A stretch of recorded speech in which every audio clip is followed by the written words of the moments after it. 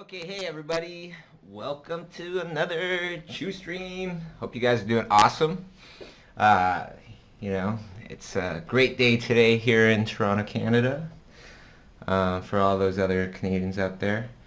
And yeah, I see a whole bunch of people online already chatting it up, saying hi. Hey everybody. Great to see all the regulars as well as a bunch of new people on here.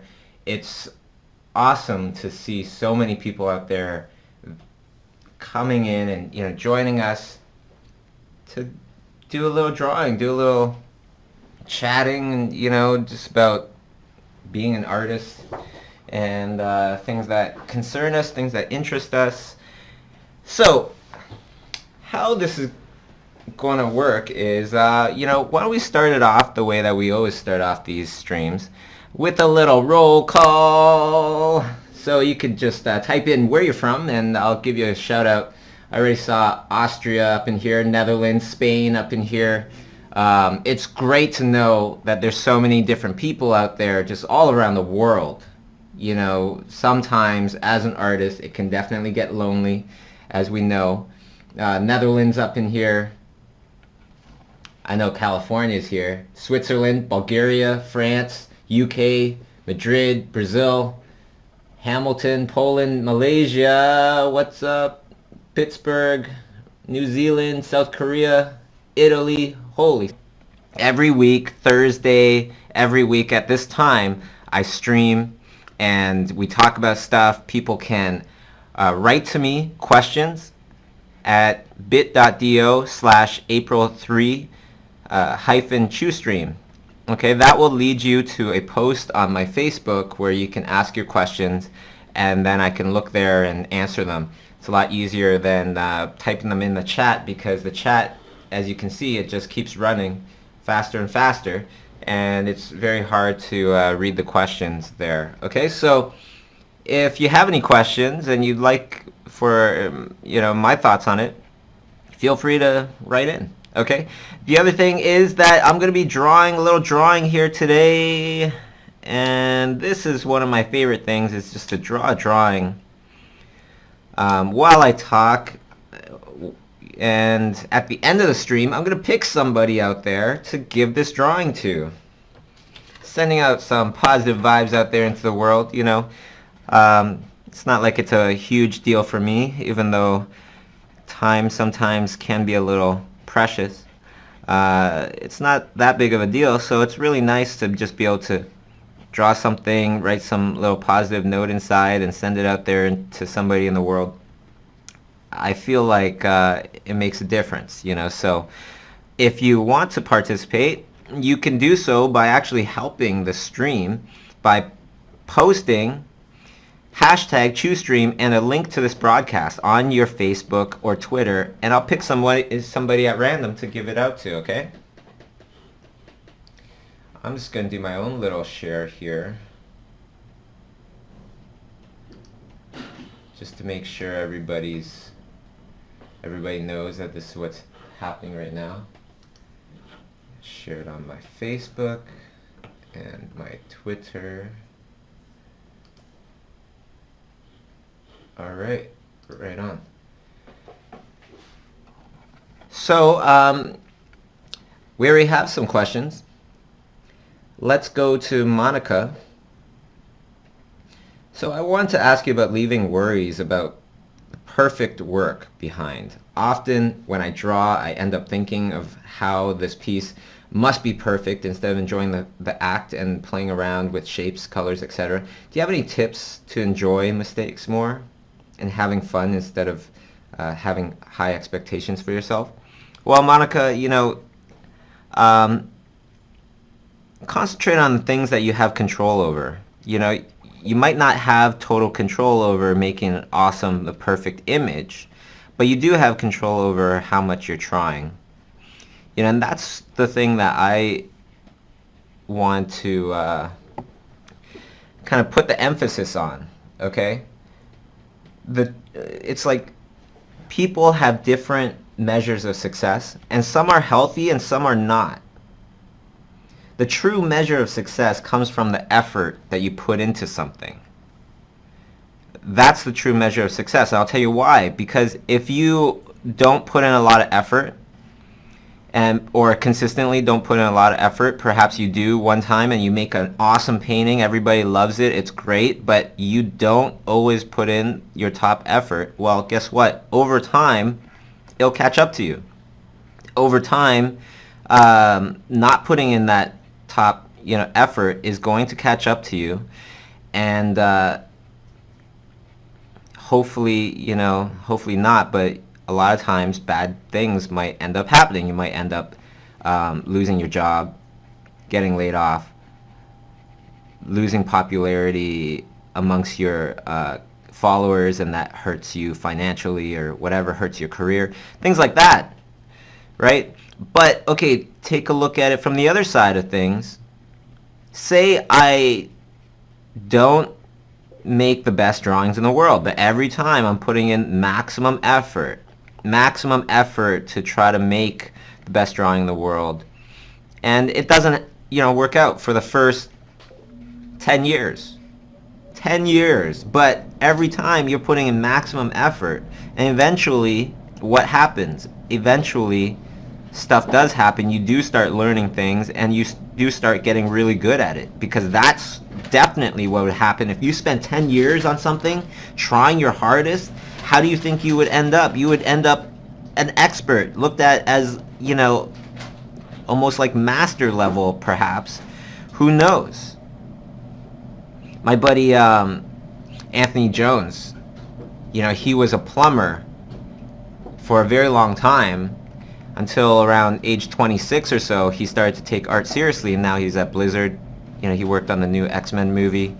So all sorts of awesomeness happened to him just from trying his very, very hardest. Trying your hardest, that's the true measure of success. If you can say that you always try your hardest, guess what will happen in the end? You will become successful. In the long run, you'll have a long-lasting, successful career. And what would you rather have? A great painting now, or a successful career in the long run with great paintings, all the time, or a lot of the time, a lot more frequently, as years go on, right? So concentrate on that. Concentrate on the effort that you're putting in. That's what I try to do. And, like everybody, so many other artists, even if they're really good, they'll still look at their stuff and go, I don't like this. Oh, yeah, that's not my best painting. Even when everybody else likes it, right? That's gotta say something. That's gotta say, like, hey, if you don't get control of that and kind of switch your thinking around, then perhaps you might just be torturing yourself for the rest of your life, just thinking, oh no, last week I did a great painting, but right now, oh, this painting's so bad, oh, I feel so horrible. I don't think like that. I try to think about things that I have total control over, and that's what seems to help me, especially through the rough times. And I attach another thing onto that. So I attach, well, if you're trying your hardest, then that's succeeding. Okay? I attach another thing onto that, which says, if you are trying your hardest and it's not working out, and bad things happen while you're still using your common sense, right? You have to use your common sense. Then great things are going to happen. That's the second part to it, right? And it doesn't matter if it's true or not. Your belief in that makes it true. Your belief in the fact that, during those times when bad things happen, when you're trying hard, if you stay positive, then great things are on their way. Is that a true statement? I don't know. But will it change things if you believe it? Heck yeah, it would. Right? All of a sudden, things that might not go your way, instead of making you feel bummy and, feeling like, oh man, how do I deserve this? All that kind of stuff. all of a sudden that turns into, you know what? That probably means great things are about to happen. So I'm just going to stay on it, keep on it, and stay positive, and we'll see. Great things will happen. And if another bad thing happens afterwards, then that just means if you stay positive, then something really, really great will happen. You know, life likes to test us this way. Life likes to test us when we get really close to the finish line, towards a certain level or stage in our lives. Life loves to test us by throwing a brick at us just as we're approaching the finish line to see what we're made of, to see how tough we are. Something that I was telling a bunch of the attendees at our Schoolism party in Toronto on the weekend, I was just telling them, if you try super hard and bad things happen, that's totally life's test, right? And if you keep going, yeah, you might be tested again. But just make sure that you're using your common sense. What is common sense? It's like if you asked 100 people, what do you think of this approach? The common answer is kind of like common sense. So, should you study 10 years painting, kind of painting the most offensive, horrific stuff, and you want to work in children's entertainment? Well, you might get really good at it, but you might not ever work in children's entertainment because you're not using your common sense. Right? You can put in all the effort in the world to run straight into a brick wall, but that doesn't mean that you're going to get past the wall. That's what I mean by common sense. Okay. Let's see here. Another person was asking, Martin was asking, I'd like to ask you about using pseudonyms instead of my real name. I'm from Slovakia. I happen to have a name that would be difficult to pronounce and write for English speakers. Yeah, I'm looking at your last name right now, and it definitely looks hard to pronounce. So that's a really interesting question. It doesn't have to be. You don't have to change your name necessarily. Like Arnold Schwarzenegger, for example. I was reading his biography, just talking about how he kept his real name. He kept his real name throughout his career. But in the beginning, was it difficult for him? Heck yes, it was extremely difficult for him. People couldn't understand what the heck his name was, and they didn't want to give him any kind of starring role because his name was just so different.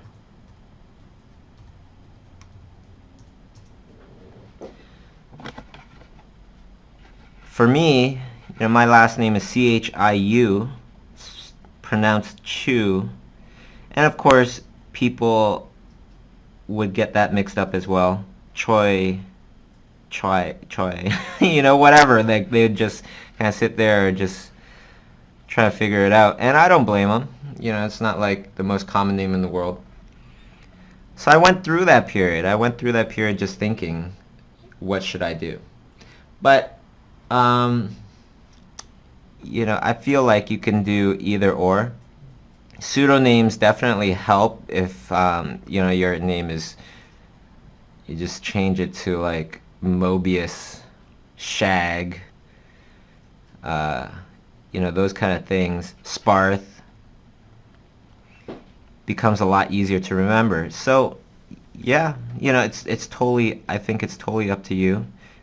You don't absolutely have to, But would it make a difference? I think, yeah. I think it would make a difference. I think it would help you out if people are having problems pronouncing your name. Definitely nothing wrong with it. You know, singers, actors, they do that all the time where they change their names, something else, so that people can remember them a little easier.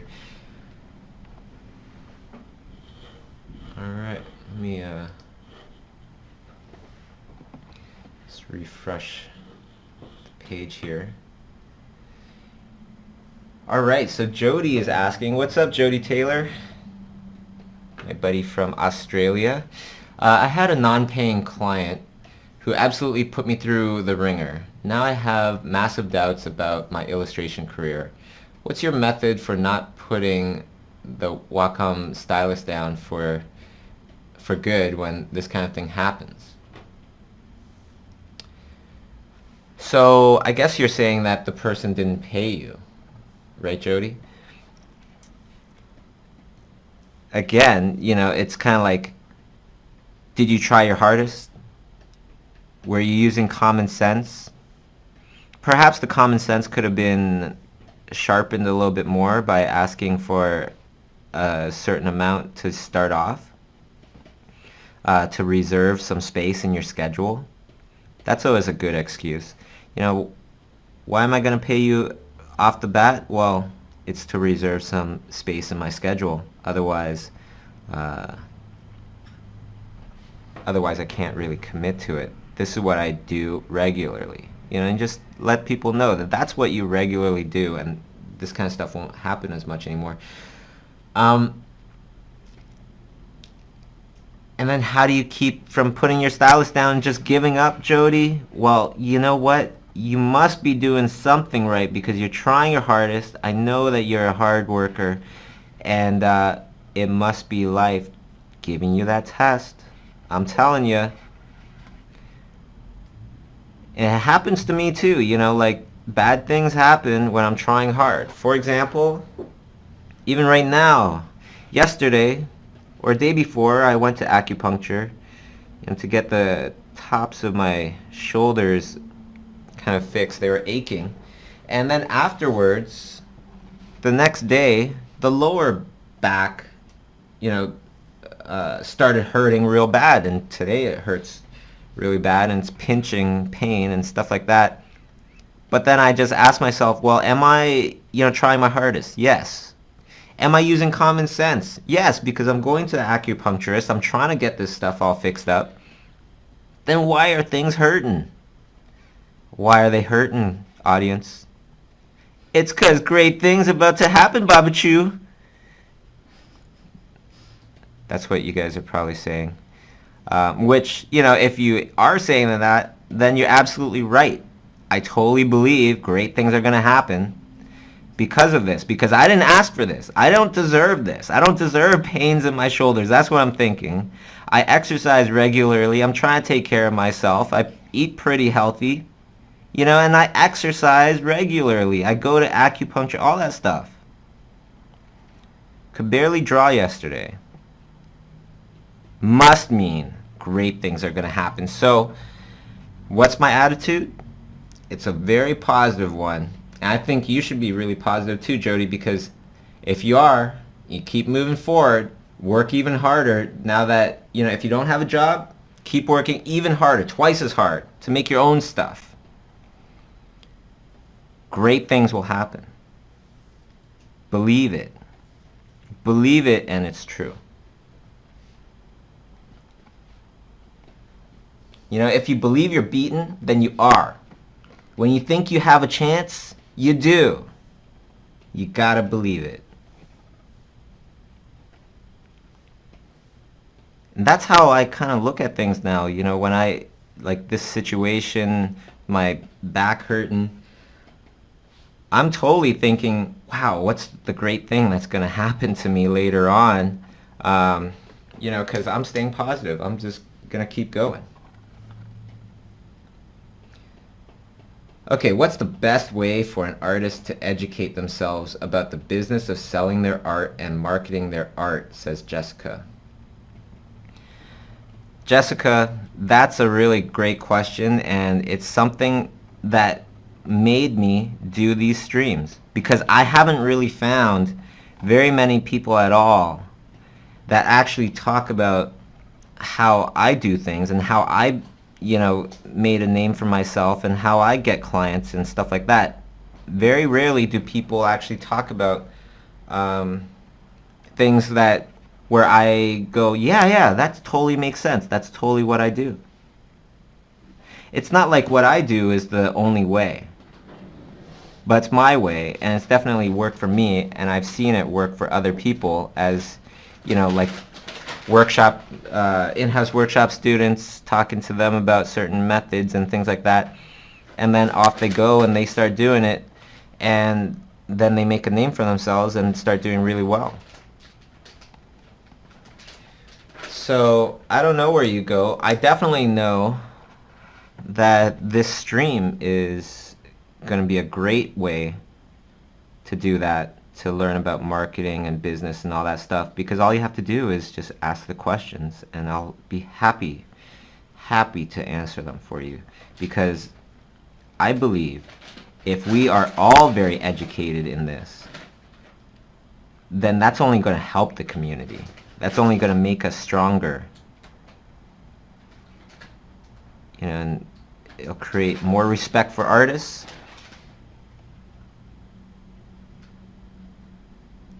Alright, so let's go to the next one here. What is a positive solution to dealing with a soul-sucking day job while waiting for the right time to transition into a happy freelance career? That's a really good question. Positive solution in dealing with a soul-sucking day job. Well, let me ask you those questions. So are you trying your hardest? Yes? Well, are you using your common sense? Where are you trying your hardest? What are you trying it towards? Are you trying it towards your crappy soul-sucking day job? And that might not be the best common sense. However, if you have zero money and you really need that job, then perhaps it does make sense for now. But what makes sense after this is eating ramen noodles every day, saving up, have a goal of how much you want to save up, how much you need to save up to last you for whatever time that you need, and start downgrading on all of your expenses. Okay, and do that soul-sucking job until you can get out of there. Have a date planned for when you're going to reach that goal so you don't procrastinate. And you have a date just set, then all of a sudden the pressure is on and it becomes so much more real.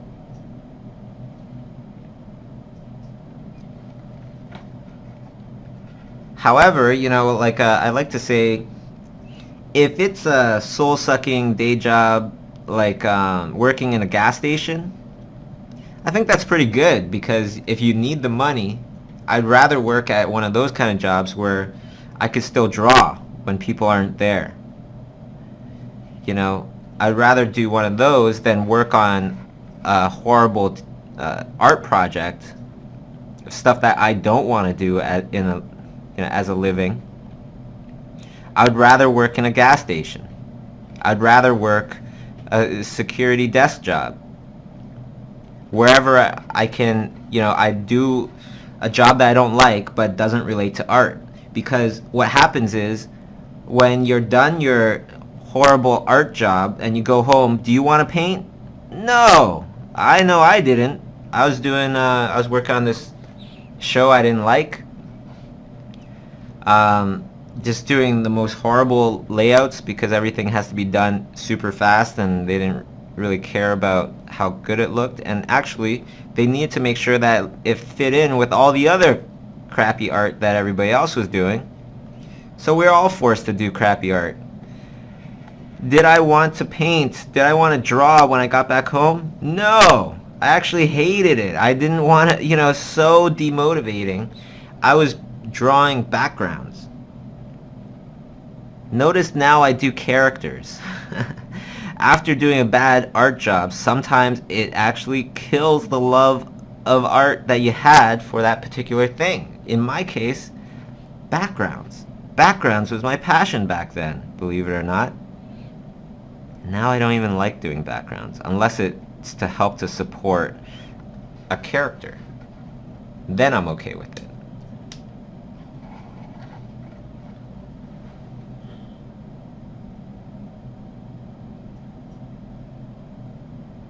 Okay.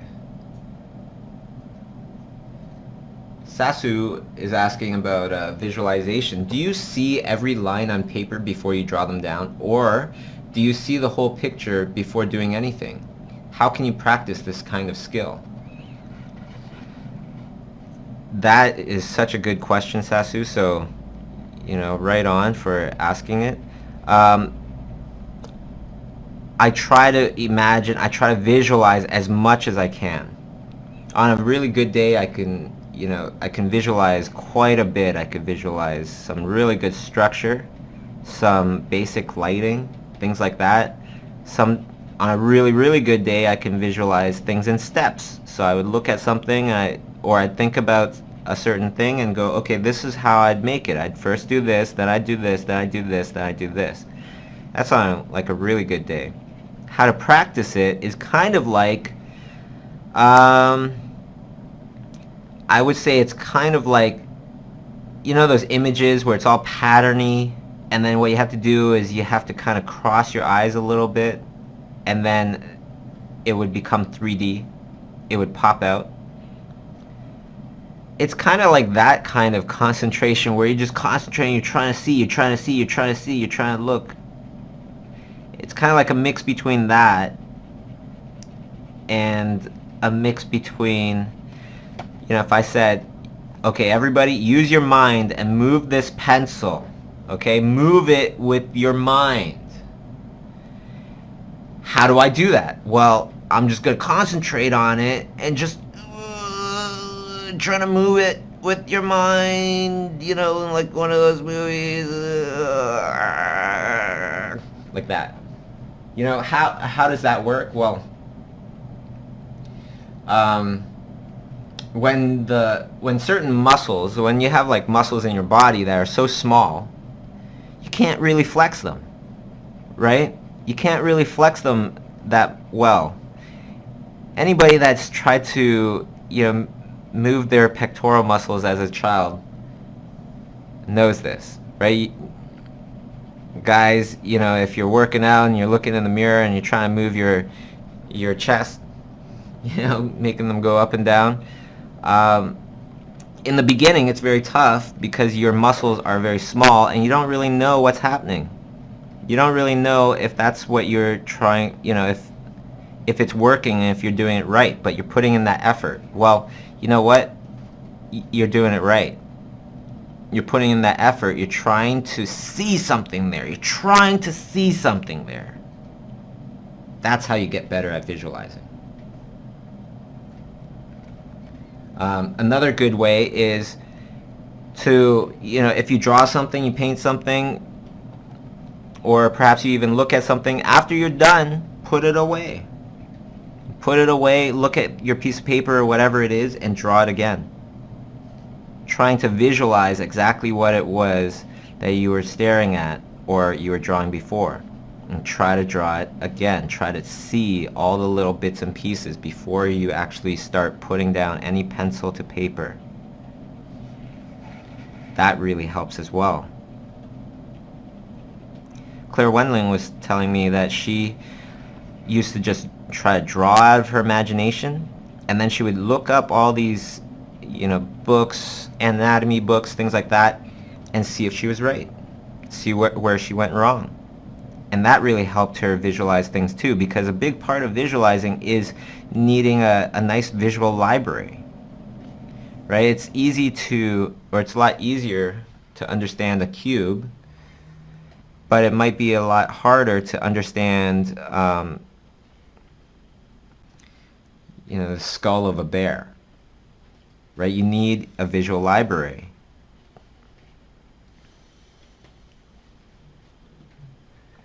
Okay. Let's see what else we got here.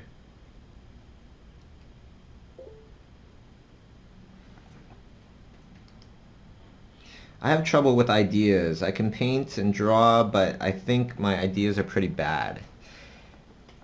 How do you get better at getting good ideas? What are bad ideas, if any? That's a really great question.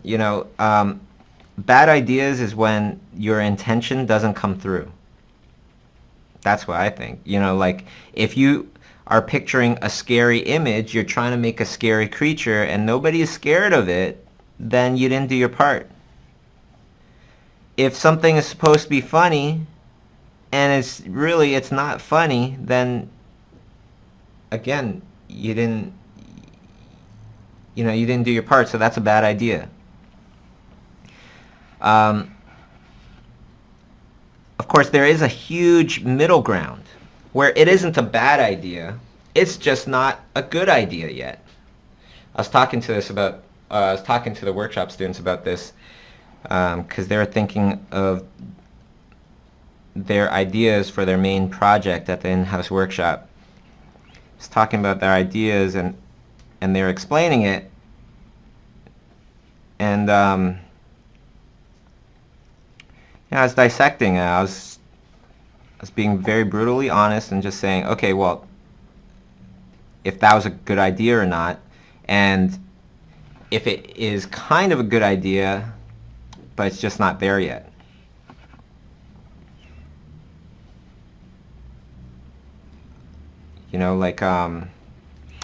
I think one example was there's these mushroom people, and when they grow out of the ground, this is an idea for an illustration. When they grow out of the ground, they're vulnerable.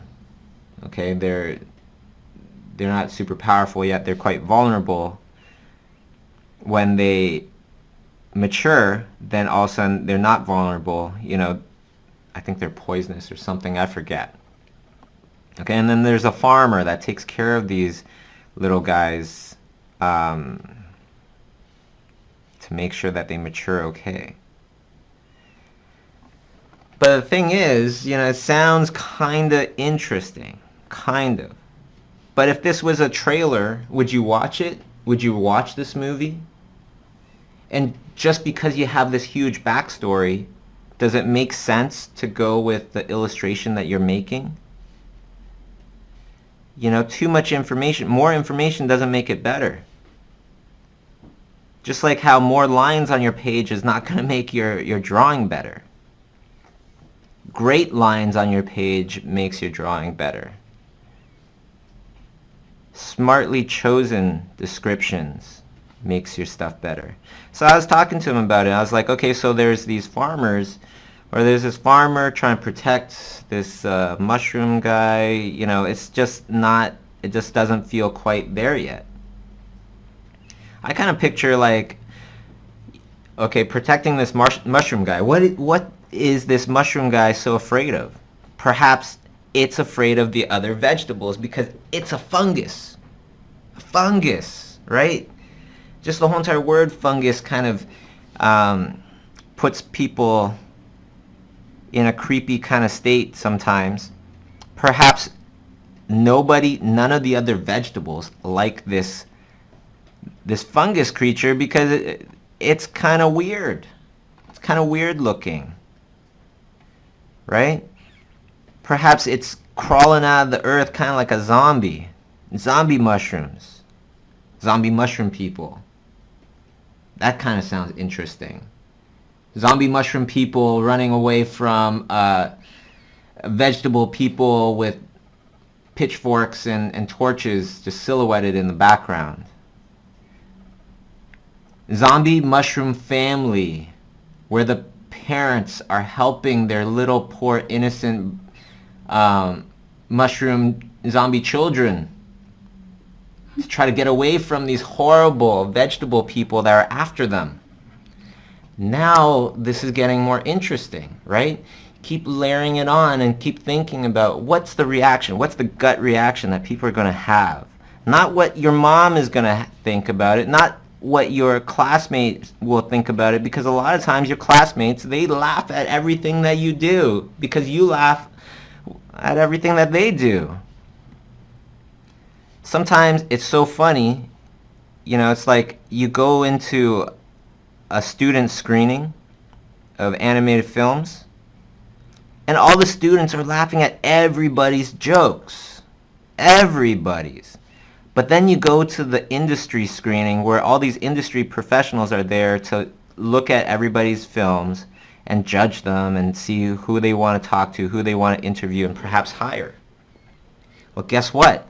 They aren't laughing most of the time. They aren't laughing at those jokes that all your friends laughed at. Now,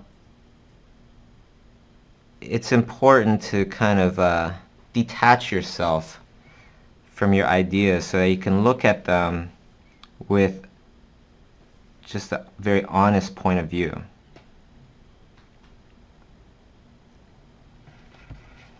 That could be very hard for some people, because we favor certain kind of views, and we might even look for reasons, excuses about why the thing is actually, it's a good idea. Yes, I know, but, this part, that's really funny. Or, oh, you just don't get it, or, things like that. Like, you gotta listen to the common sense. Common sense doesn't mean your opinion. Common sense means the common kind of like opinion amongst everybody. That's what it means to me.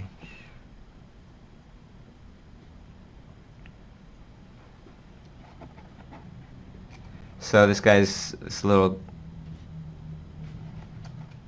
creature, and his father is looking at this caterpillar as it's crawling on the ground. What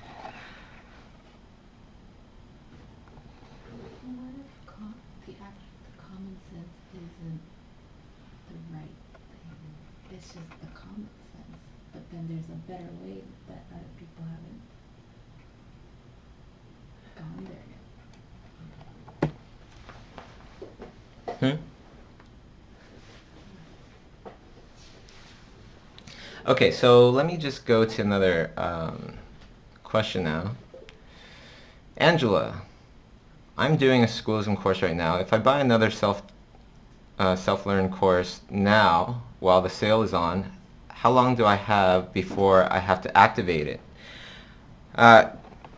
Yeah, well, thank you for the question, Angela. It allows me to talk about the spring sale is happening right now for Schoolism.com.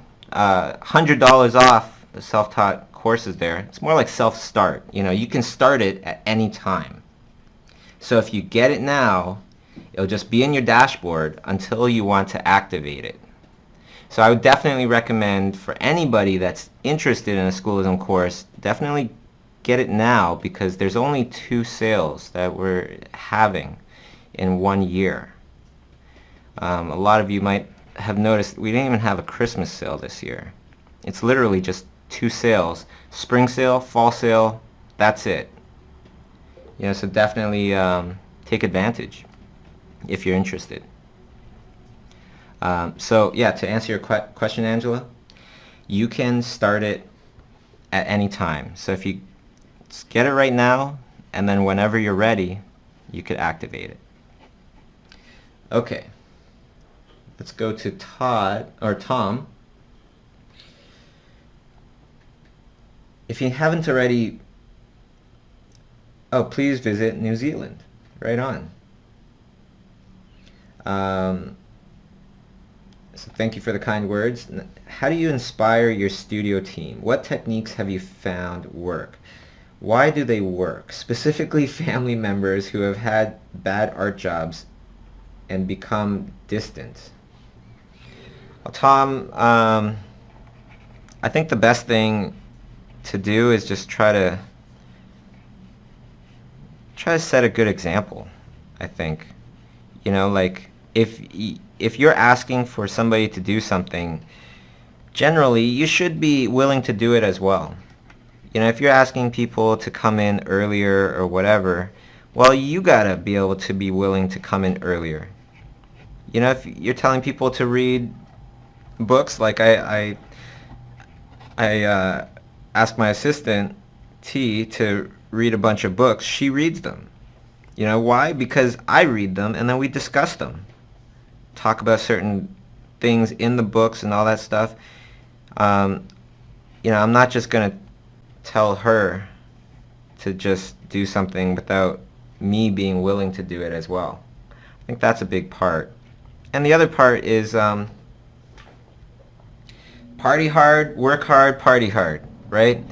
So we work really hard, but then over this weekend, you know, we had the Toronto workshop, and we totally partied hard. We got to do all sorts of super fun things, riding in a limousine with the instructors and everything to Niagara Falls, eating at top restaurants, you know, really just had a great time. But there are also really good tips beyond that. One is that, you know, I work with family, but I keep it all very separate. If you're not working hard, then it doesn't matter if you're anybody. If you're my mother, I'm not working with you anymore. As brutal as that sounds. Why? Because it keeps the company healthy, and that's very important. You know, if you don't keep your company healthy, then everybody is in jeopardy. So even if it's your own, like, you know, if it's your own mother and she's not doing a good job, she's not putting in the effort, then I would tell her, you know, I love you, Mom, but I'm sorry, we're going to have to part ways. That's really what I do. If they're friends, same thing. Everybody on Schoolism that teaches on there, I consider my friends. Sometimes, you know, one time a teacher wasn't responding to his students in time, wasn't activating his classes on time. He is a good friend of mine. I had to tell him, I'm letting you go. And I have no qualms about that, you know. I said, we're still friends, but business is business.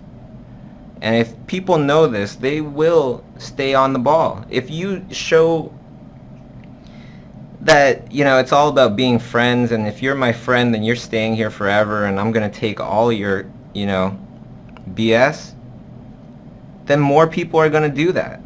And that's not going to create a good company. That's not going to create a good, you know, studio. It's poisonous for the studio, actually.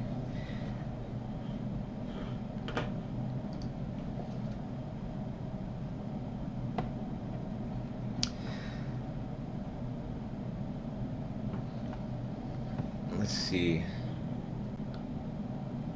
Just gonna go to a couple more questions.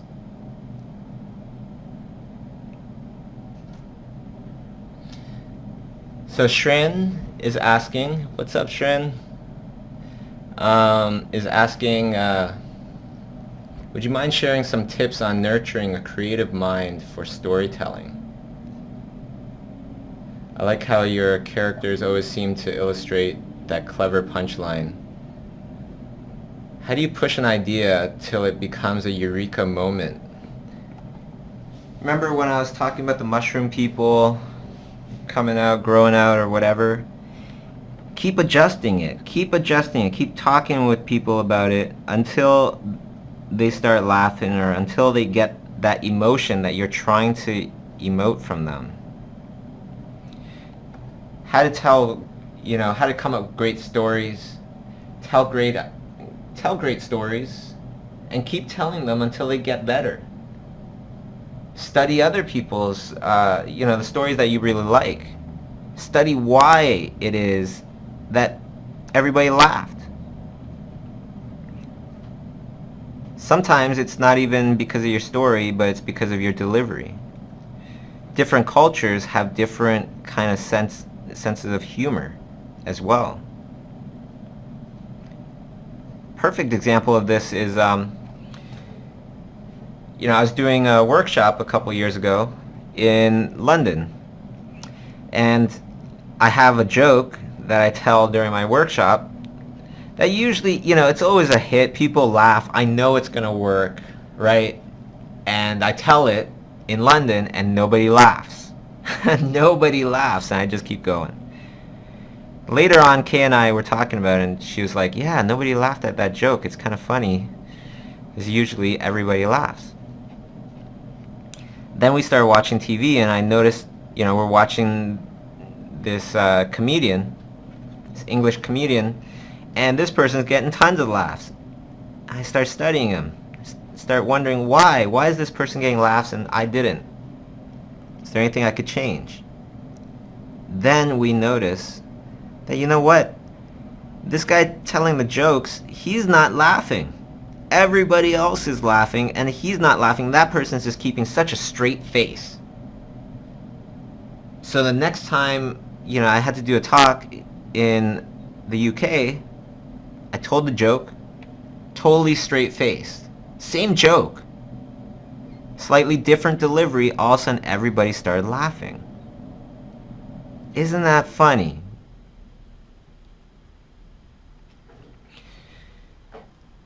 Okay, let's go on to another question here.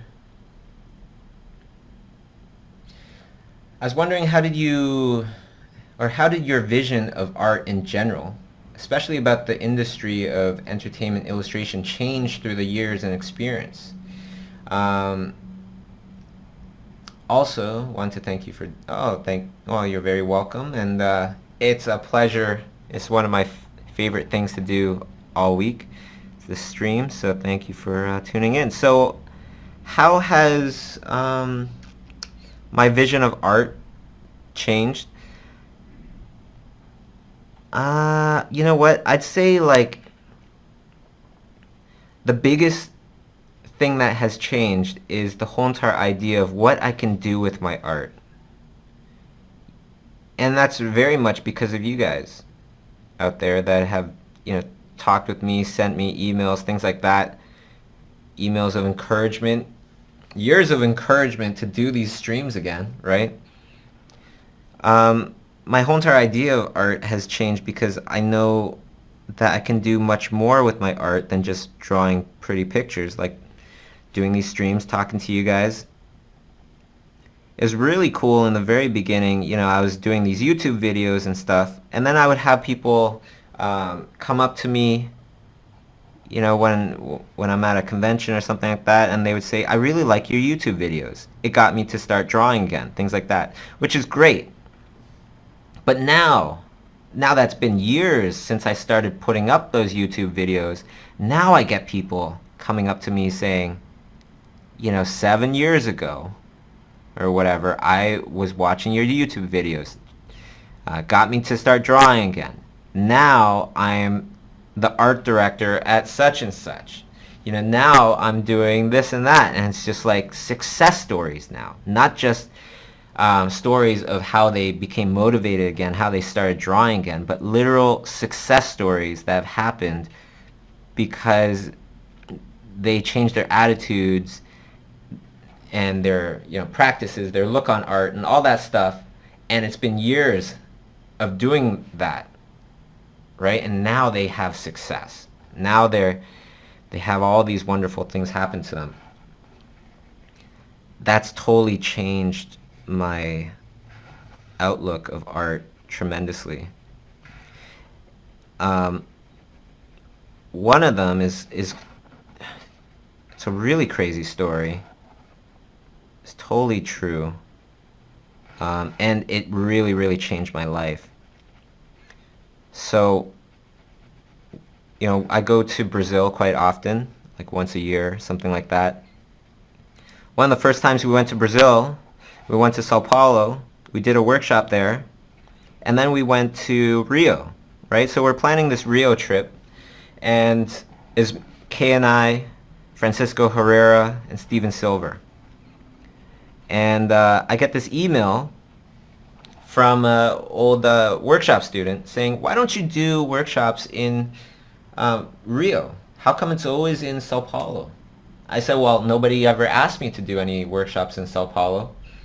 And then, the next day I get an email from this really good artist in Rio saying, I just talked to Daniel, and he was saying that the only reason you don't do workshops in Rio is because nobody asks you.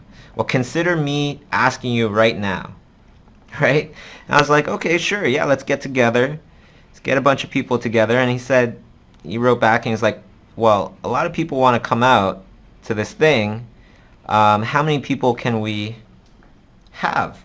I said, well, hey, bring together as many as you can handle. I'd be happy to, speak to everybody. Same with Steven Silver. Francisco didn't get there yet, I don't think. And so, we went to this workshop in Rio, and it was a free workshop. It was like an impromptu, super quick, free workshop, more like a question and answer kind of thing, and just an opportunity to talk with everybody, about art and things that we cared about.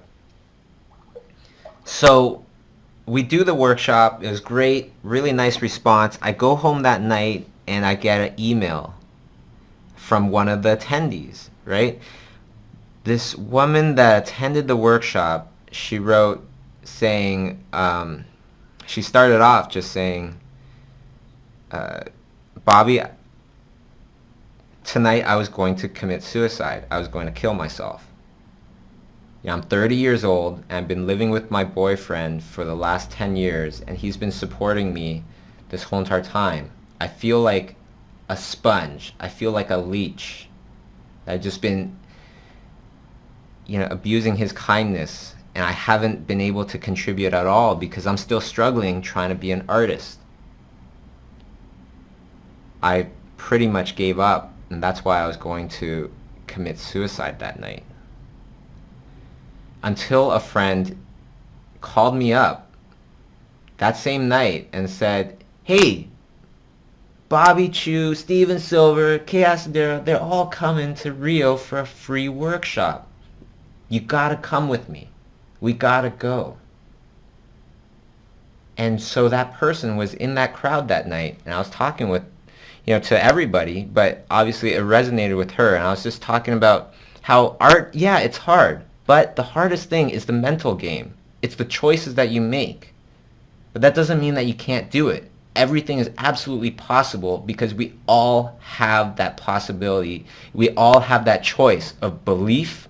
We all have that choice of, saying, yeah, let's do this, or no, I'm tired, I'm gonna, sit on my butt and watch TV and do nothing.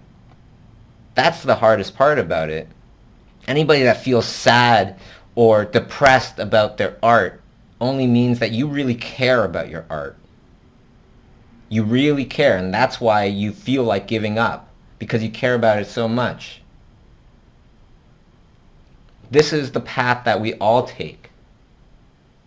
Throughout our careers, we take this path where we stink in the beginning. And then as we learn about art, we really realize how bad our art truly is compared to everybody else's. And we keep going, don't we? We got to keep going.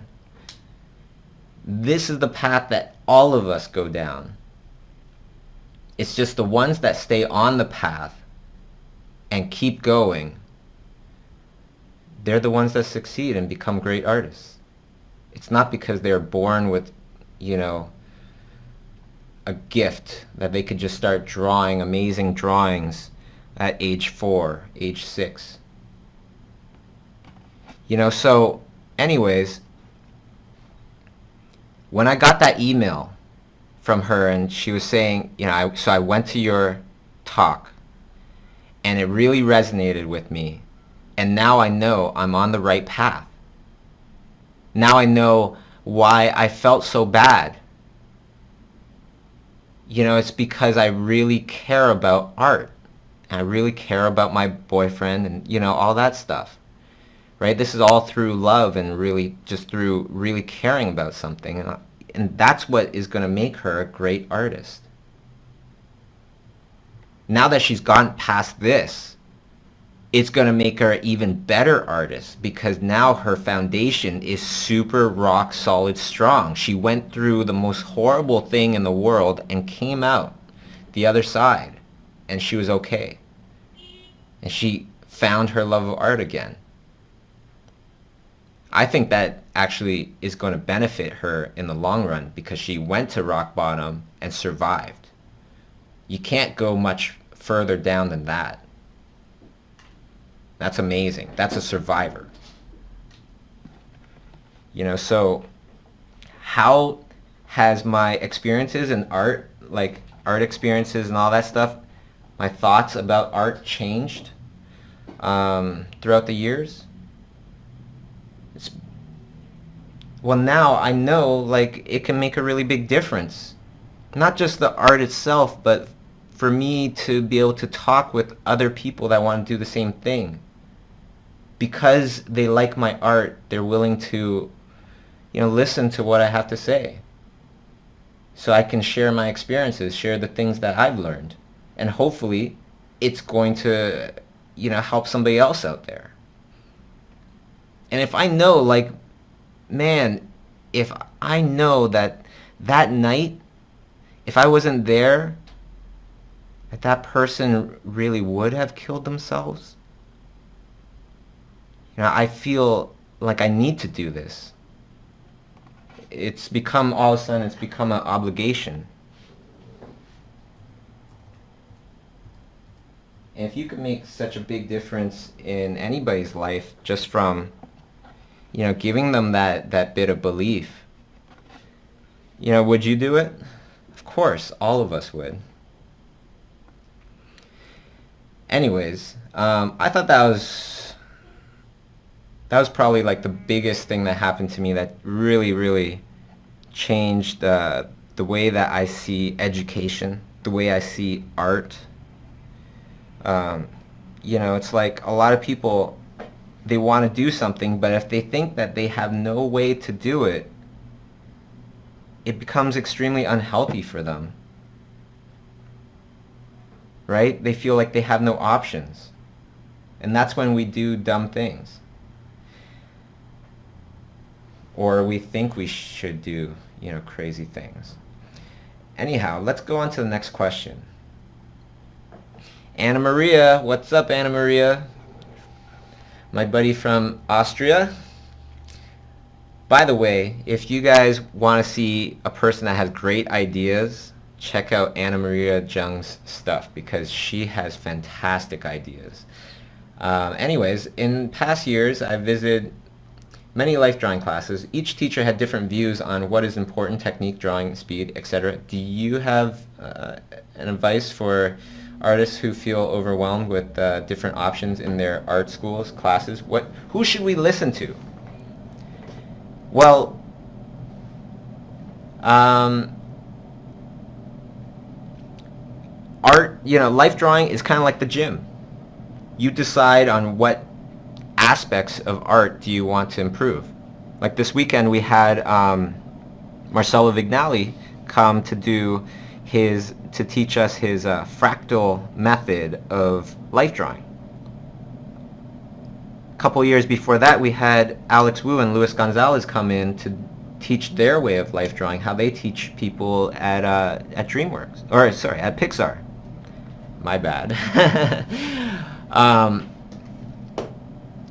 Now which way is better? There is no better way. Each one does a different thing. Each one helps to strengthen different parts of your brain in different ways of thinking. Right? And that's the most important thing to understand, is that people might teach you different things in life drawing, tell you what's important, what's not. Just because you might hear somebody else say something different doesn't mean that there's some really good knowledge somewhere in what this other person is saying. Even if the methods are somewhat similar. that doesn't mean that this new method doesn't have some really good gems in there that you can really exploit and, adopt and make your stuff even better.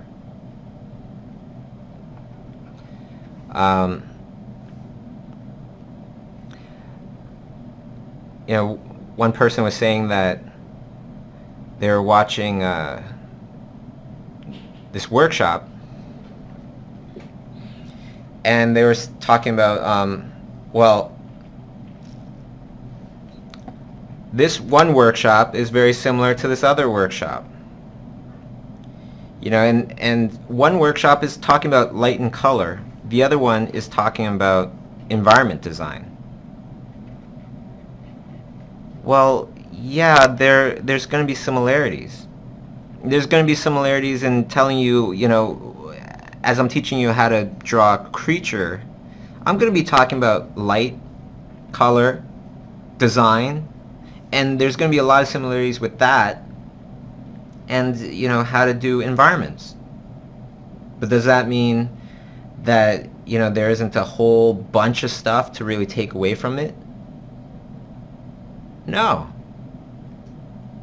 The best way to get to improve in art, one of the best ways is to find those similarities. How did things connect? How does a webbed foot connect with a glass bottle?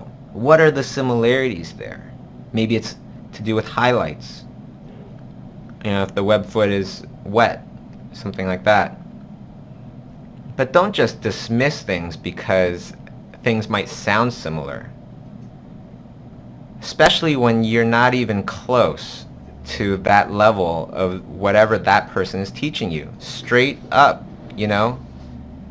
Straight up, if you are not even close to that teacher, I would gobble up every single word that that person says and try to analyze it. Try to search within those words. What is the knowledge that I'm missing here? You're really missing out if you just kind of look at something and go, yeah, I've kind of sort of heard that before, and you kind of dismiss it.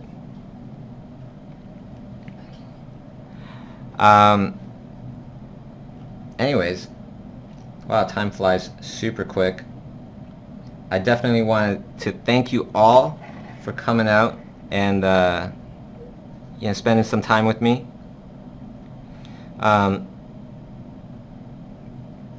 I just want to leave you with one last thing, which is to help each other. And don't compare your life to others.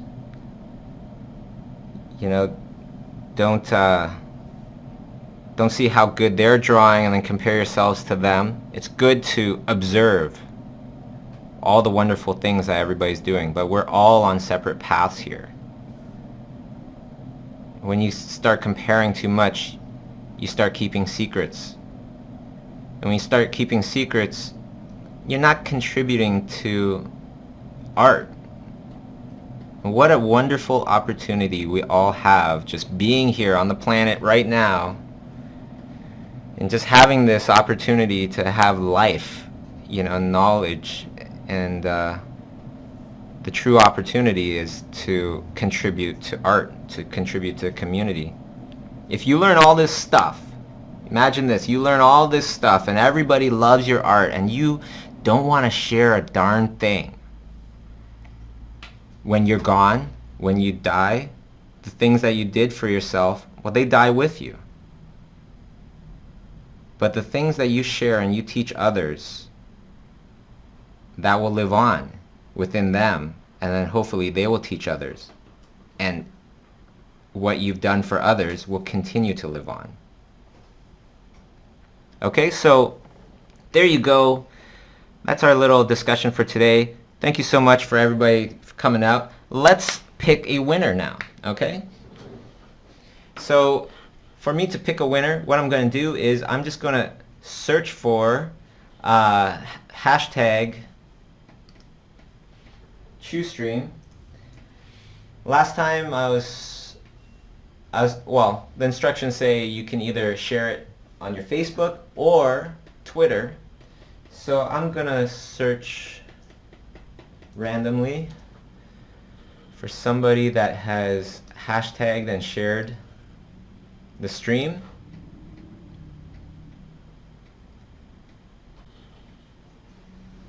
Okay, so P Forest. Let's see who that is.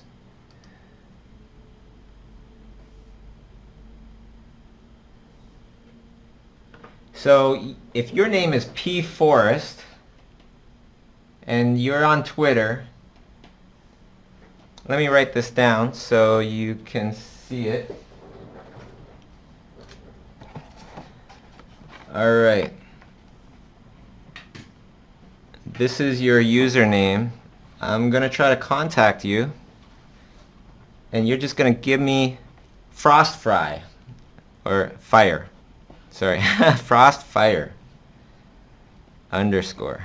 Okay, if that's your Twitter name, doesn't really say your real name here. P Forest, congratulations P Forest, you've just won the drawing that I did today on the stream.